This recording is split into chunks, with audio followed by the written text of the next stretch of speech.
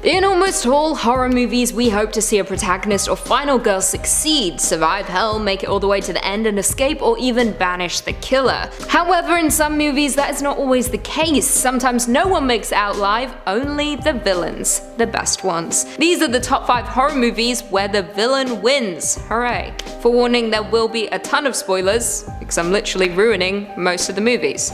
So, let's jump in. In at number 5, we have Funny Games. Now, I'll be referencing both the Austrian and American version of this movie, but will mostly be focusing on the former. Released in 1997 and directed by Michael Haneke, this movie is far from funny. The plot concerns 2 young men who hold a family hostage and torture them during a sadistic game inside their vacation home. Now, this movie is unique in the sense that it implicates the audience in the cruel game as well. It indulges in cinematic violence and touches on audiences' desires to witness torture and violence on screen. Now, we know from the off that something is askew as the wealthy family arrive at their vacation home, only to see their neighbors accompanied by 2 young men whom they don't recognize, with their neighbors seeming a little out of sorts. One of the men eventually comes knocking at their door, asking for eggs, and this is where the torment begins. Peter and Paul, the 2 men, arrive and refuse to leave, and the games begin. The family is ultimately killed off one by one in the cruel game, with Paul and Peter, who should be noted are named after 2 apostles,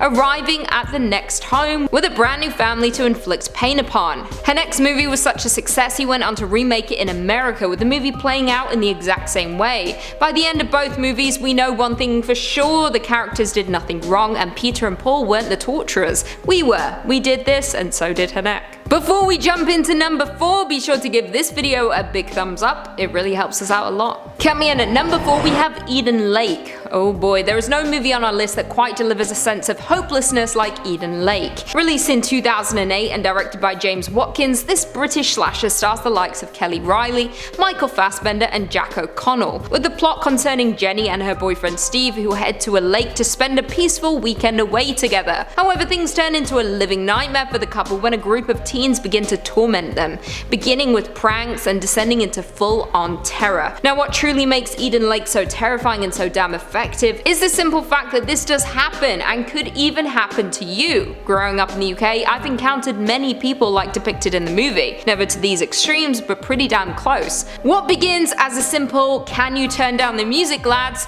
quickly turns into bullying, theft, torture, and then murder. Things spiral out of control so quickly for the couple, who now must fight to survive the weekend as the teens relentlessly pursue them. But is anywhere safe? The answer is no. There is no safety for the couple because, as it turns out, they're in the teens' neck of the woods, which means no one is on their side. Everyone is the enemy. Fast forward to the end of the movie, Jenny flees the teens after injuring one of their own and winds up in a stranger's home, which should be salvation, but sadly it's not. It turns out the home belongs to the parents of one of the teens, and they are uninterested in hearing Jenny's side of the story, with the movie ending with them setting on her, indicating that the plan is to kill her. Evil definitely does win in Eden Lake. Coming in at number 3, we have Jeepers Creepers. Jeepers Creepers is genuinely a good movie and you can't tell me otherwise. Released in 2001 and directed by Victor Salva, Jeepers Creepers stars Gina Phillips and Justin Long as brother and sister Trish and Derry, who while road tripping home are relentlessly pursued by the Creeper, a demonic creature and mysterious serial killer who awakens every 23rd spring to feast on human flesh. Specifically human flesh that smells the most like fear.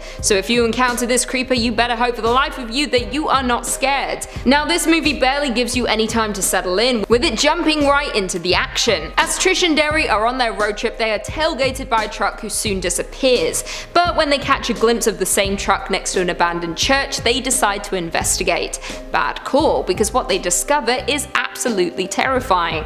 Hundreds of bodies sewn to the basement walls. The creeper knows though, and will now relentlessly torment them until he catches and kills them. The movie is set up to make us believe that the siblings will triumph. They will end this creeper's reign of terror and all will be right in the world, but this is not the case. After tearing through the police department and taking down everyone in its sight, the creeper eventually corners the siblings, but soon realizes he can only carry one of them back to his hideout. Trish ultimately volunteers herself, but after smelling the goods, he realizes she doesn't possess as much fear as he would like. Plus, he doesn't want to be told what to do. None of us do. So he grabs Derry and flies away. It is then revealed to us that Derry has been killed, his eyes removed, and the creeper drives off in his truck to freedom. Sucks. Coming in at number 2, The Neon Demon. Now, this is a movie that I don't talk about often. It's a truly strange beast, and quite honestly, it made me feel physically sick the one and only time I watched it.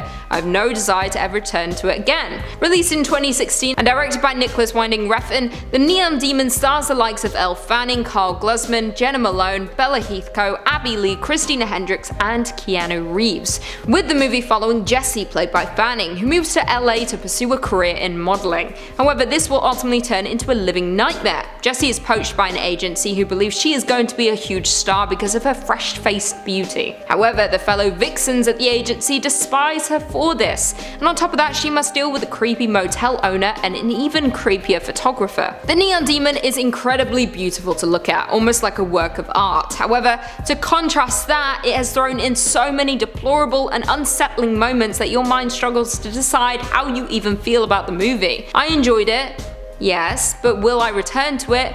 No. It discusses the ideas of people who strive to embody perfection and those who will go to any extreme to get it, and that is exactly what goes down in The Neon Demon, with the fellow vixens at the agency desperately seeking Jessie's youth. So in order to attain it, they have to kill her, and they do this in the most horrific way possible, by eating her, consuming her essence and hoping to gain her youthful beauty. Honestly, there are so many moments in this movie that make me feel so sick to my stomach, so if you intend on watching it, make sure you've eaten beforehand, because when that eyeball comes out, and there's a part where Jenna Malone and a corpse get it on, Keanu Reeves, people. And lastly, coming in at number 1, we have The Cabin in the Woods. Once again, The Cabin in the Woods makes another appearance on one of our lists, but I'm not mad about it. It truly fits into almost every category, and I could talk about this movie for days. Released in 2011 and directed by Drew Goddard, The Cabin in the Woods stars Chris Hemsworth, Kristen Connolly, Anna Hitchison, Fran Kranz, Jesse Williams, Richard Jenkins, and Bradley Whitford, with the film following a group of college students who go away to an isolated cabin for the weekend, only to be involved in a sacrificial ritual that must see all of them die, well, all but maybe one. The cabin itself is controlled by an underground organization, a group of people who leave various objects around the location, and depending on what the characters interact with, it will result in different consequences and different villains that will be released and attempt to kill the group one by one. Now, the various monsters locked away in the organization are absolutely terrifying, each more deadly than the last. Now, the group is smart, they don't fall into the horror cliches, however, the organization forces them into those roles. They pump a toxin throughout the cabin, which makes the group fall into different categories: the jock, the nerd, the fool, the harlot, and the virgin. Now, it is revealed that the group must be sacrificed in order to appease the gods that are beneath the earth. If they are not appeased, they will rise up and destroy. Now, it isn't a Hollywood ending for the group of college students, with only 2 making it to the end of the movie: the virgin and the fool. They now have a decision to make. The virgin must sacrifice the fool, they both must die, or if they do nothing, the gods beneath the earth will rise up and destroy the world. They ultimately go with the latter, and in the final shot of the movie, a hand of God rises up ready to destroy, ultimately letting us know that evil has won. Well, there we have it. Do you guys agree with that list? Were there any horror movie villains that we missed? Leave us all your thoughts and feelings in the comments down below, and perhaps we can do a part 2. Before I go though, I just want to respond to a few comments from one of our last videos, top 5 darkest horror movie theories. Thomas Scott said the Necronomicon is fictional. Yes, that's what they want you to think. Preach. I mean, it might be real. It could be a real book that people use, but who's to know? Nothing's real. One Spears said, could have sworn they debunked Nancy being Freddy's kid. Maybe they did, I just wasn't told about it. You have to tell me these things, but I haven't read anywhere. Still, a theory's a theory. Mr. Emerald the Green said, another great video. Hi Lucy, seeing you always makes me smile. Welcome back. Thanks. Well, I've always been here, I didn't leave. But I guess I'm here so infrequently that you think I leave. I don't, I'm always here. Angela Petta said, yes Lucy, Team Aliens, great to have you back. Love your giggles. More Queen Lucy videos, please. Cheers. Did I go somewhere? Or maybe you'll welcome me back to the studio. You welcoming me back here? I didn't leave, I'm always here, just Keegan is here more. We don't like that, do we? I like when I'm here. Also yes, aliens for the win. Keiju Guy 19 said, the last theory is in many ways confirmed in the movie Behind the Mask, the rise of Leslie Vernon. So yeah, that's some cool trivia for y'all.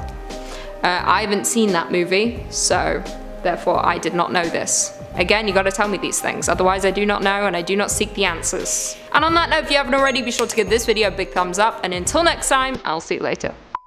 My ass is vibrating. There it goes. Need to calm down.